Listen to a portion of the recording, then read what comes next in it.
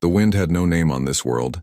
It hissed quietly through metallic dunes and the husks of once living structures, carrying with it grains of mineral dust so fine they gleamed like powdered glass beneath the light of two pale suns. The sky above stretched in unnatural shades, burnt violet around the horizon, fading into streaks of silvery gray as altitude rose. Beyond it all, the faint haze of a shattered moon hung like a broken promise, its fragments slowly orbiting a planet that no longer remembered its creators. In that landscape, silent, endless, suffocating in its own stillness, a single human figure moved Kier Fen. At 62, he walked like a man who had forgotten what it meant to walk without purpose. The years had carved long, sharp lines around his mouth and eyes, the type etched not by laughter but by loneliness, by the persistent weight of waiting for something that never came. His beard, once black and wild, now fell in metallic strands of silver, almost matching the dust that coated his boots, his clothing, and sometimes even the surface of his skin. His breathing was slow, controlled. It had to be. The oxygen recycler strapped to his back, patched, welded, rewired countless times, was his lifeline on a planet that hadn't supported breathable atmosphere for at least a century. Its gauge glowed faintly in eerie blue, shifting with each inhale. The sound of its rhythmic hum was the only thing that resembled companionship. Fen stopped in the center of the scarred plain and waited for the machine to catch up with him before he allowed himself a long, silent exhale. It'll hold, he told himself.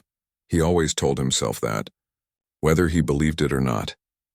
His fingers brushed the metal of the recycler tank, a habit formed sometime between year 8 and year 15.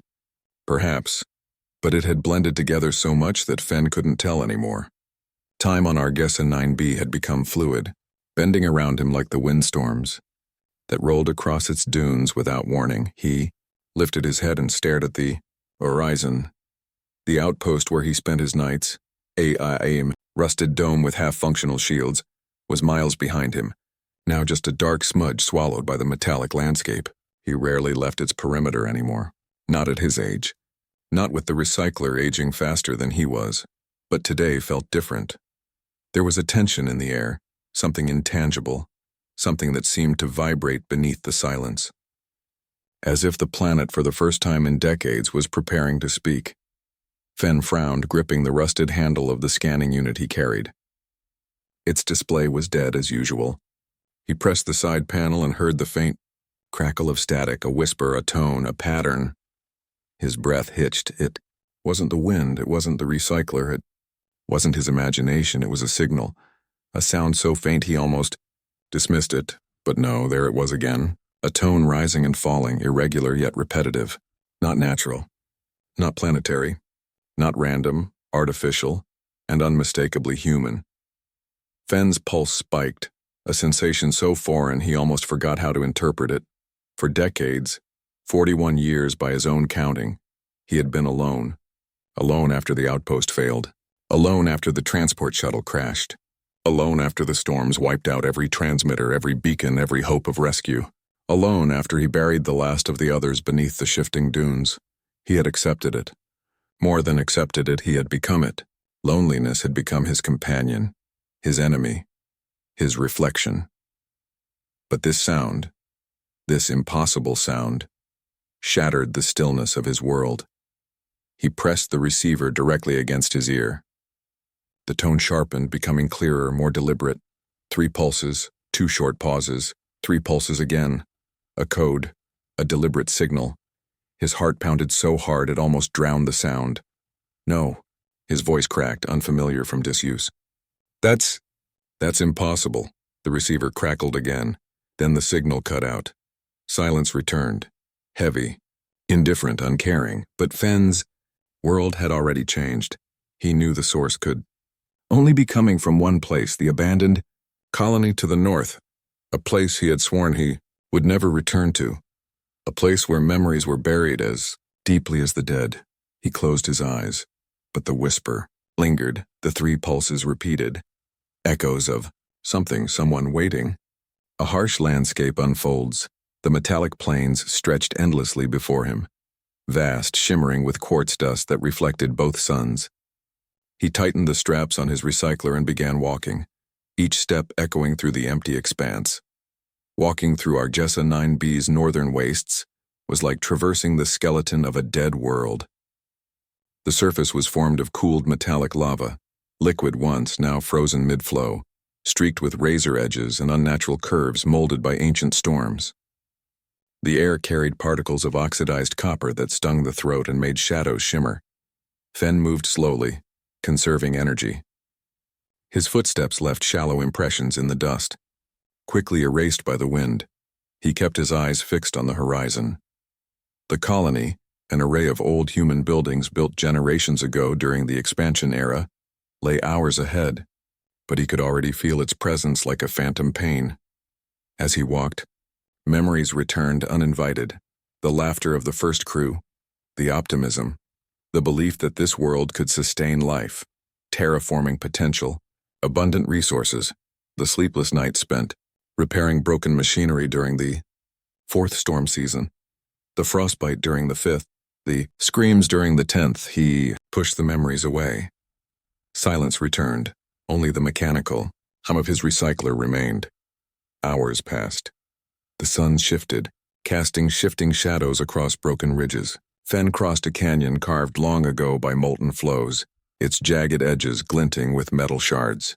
He climbed carefully, his joints aching, his breath shallow. Finally, as dusk approached, he saw it. The colony, or what remained of it, a cluster of low structures, battered and half-buried by the shifting metallic dunes.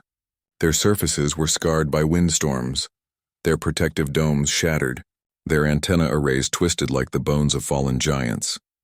Fen's breath caught. It had been so long. He approached cautiously. No movement, no sound, no lights. He expected emptiness. He expected silence. He expected the ghosts of his own memories. But what he did not expect was this. The main access door was open, wide open, not broken, not torn, not blasted, simply open, as if someone had walked inside. Recently, the moment Fen stepped inside, a chill rippled through him. The air was colder here, still stale. His boots echoed faintly down the corridor lined with decomposing insulation foam and rusted metal plating. The lights overhead flickered erratically, not fully dead, but not functional either. He moved slowly, the scanner held out before him, the faint vibration in his hands guiding him deeper. His footsteps stirred up decades-old dust. A room appeared to his right, the old communications hub. He hesitated, then stepped inside. Monitors, shattered, consoles, stripped of parts, holographic projectors, cracked, and a lingering smell of decay. But on the far left wall, a faint glow pulsed. He approached it, and froze. A recorder. A functioning recorder. Its indicator light blinked 3 times. Paused, blinked 3 times again, the same signal pattern he heard earlier. Fen swallowed. Hard, his fingers trembled as he pressed the playback button. The recorder emitted static, then a voice he hadn't heard in decades, and Kier. If you're alive. If you're hearing this. We didn't make it. His knees nearly buckled. It was Marin, his wife, 41 years dead, failed. The dome integrity, collapsing, oxygen levels. The message broke, cut by interference, but her tone, soft, trembling, hurried, made his chest tighten. He leaned close, desperate for more. I left something for you. You will know it when you find it. Don't give up, not yet. You're stronger than you think, and you're not alone. Then silence. Fen's hand slipped from the recorder. He staggered backward, breathless. This message had not existed when he last visited. He searched the colony multiple times after the collapse. He salvaged every working device. So how had this recording appeared? His heart pounded with confusion, anger, hope, fear, all at once. A storm of emotion he had forgotten he could feel. Wiping tears from his face, he turned toward the corridor that led deeper into the colony. He had to find the source. He moved through the corridors as though walking through a memory made real. Every room held ghosts. The dormitory, bunk beds stripped bare, drawers hanging open. A child's drawing pinned to a metal wall showing 2 suns and a smiling stick figure. The research lab. Beakers overturned. Cracked screens, a single glove lying like the shed skin of something human. The greenhouse. Sanctuary once filled with fragile green, life dead dry, dust layered thick on the floor where tomatoes and herbs once grew. He lingered there. He remembered Marin planting the first seedling. Takes patience, she said. It takes love, he replied. His chest tightened again. He continued. In the medical wing, he found dried bloodstains, brittle and brown, marking the floor like forgotten scars. A surgical lamp hung crooked, wires dangling. He turned away. In the central commons, where crew once shared meals and stories, the furniture lay overturned, scraps of ration packets scattered, and in the far corner something unexpected. Footprints fresh, not his humanoid. Fen crouched, studying them. Not heavy like his own, smaller, lighter, delicate. His pulse quickened. Was it possible? Was someone alive? He followed the prints, moving down corridor after corridor until they stopped before a sealed door, the door to the underground bunker. A door he had never opened. A door no one had opened. A door reinforced with isolation protocols during the collapse. Fen pressed his ear against the cold metal. Nothing. Then a whisper, not a sound, a feeling, a presence. The door slid open. The bunker was dimly lit, illuminated only by a soft bioluminescent glow emanating from crystalline structures embedded in the walls. The air here was surprisingly fresh, almost breathable, carrying a faint herbal scent. And in the center of the chamber, a figure stood, human-shaped, pale, almost luminous, thin, tall, eyes large and silvered, reflecting the faint light. Not fully human, but not alien either. A hybrid, a transformed evolution of humanity. The figure tilted its head, observing Fen with an expression he could not read. Its voice, when it spoke, was gentle, like a bell touched lightly. "Kier Fen," it said. "We have been waiting for you."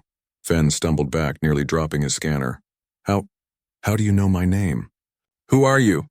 The being took a step forward, movement fluid, graceful. "We are the Echoed, born from those who stayed, from those who survived the collapse in ways you cannot imagine." Fen's voice trembled.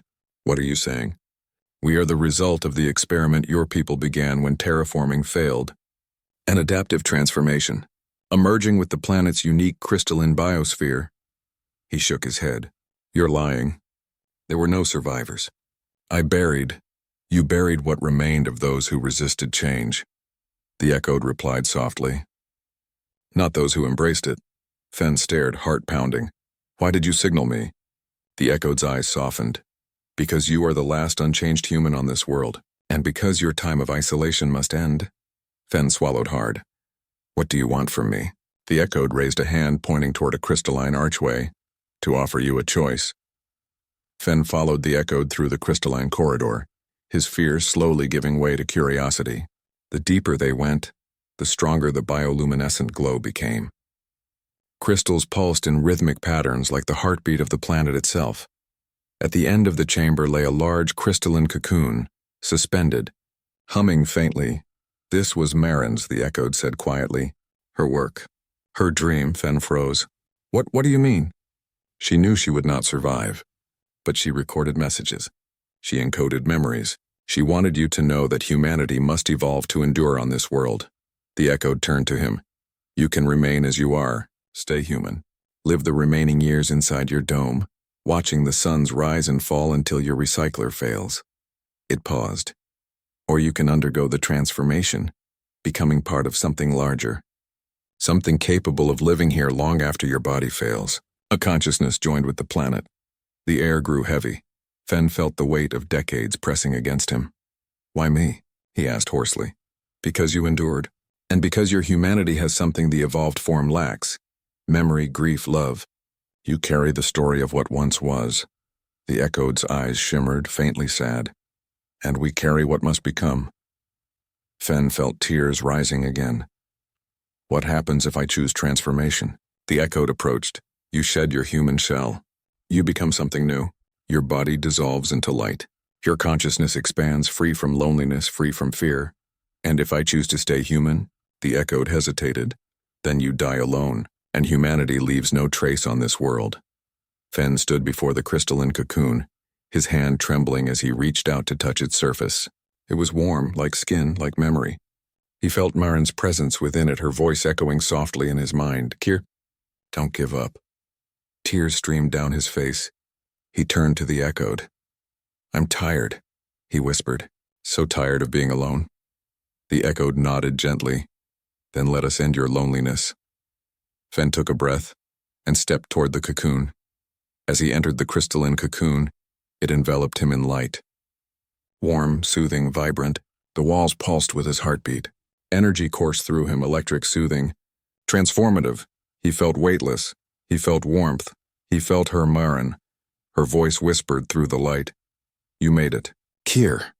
Fen gasped, not out of fear, but relief. The memories of his human life began to dissolve, not vanish, but expand, becoming part of something vast and interconnected. His loneliness shattered into 1,000 fragments of shared consciousness. He saw the entire planet, felt its pulse, understood its pain and its evolution. He saw other echoed, connected, unified, luminous. He became part of them. His final human breath escaped as light filled him, and then his awareness shifted beyond the physical, beyond the isolated, beyond the human, into something, new hours or perhaps centuries past, in crystalline consciousness. Time no longer meant what it once did, but then a vibration from the stars, an incoming signal.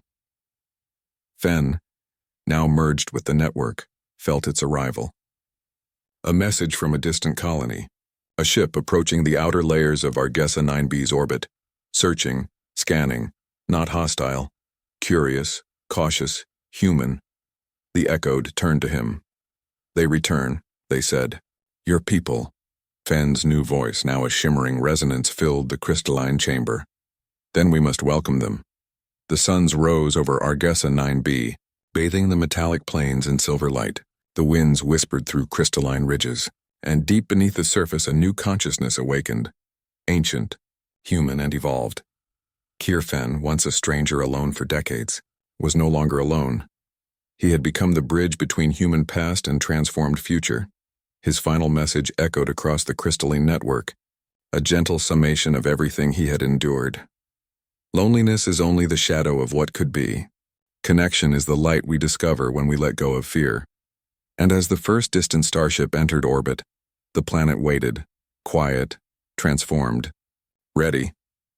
Fen waited with it. Not human, not alien, something more. A beacon of hope in a world once silent.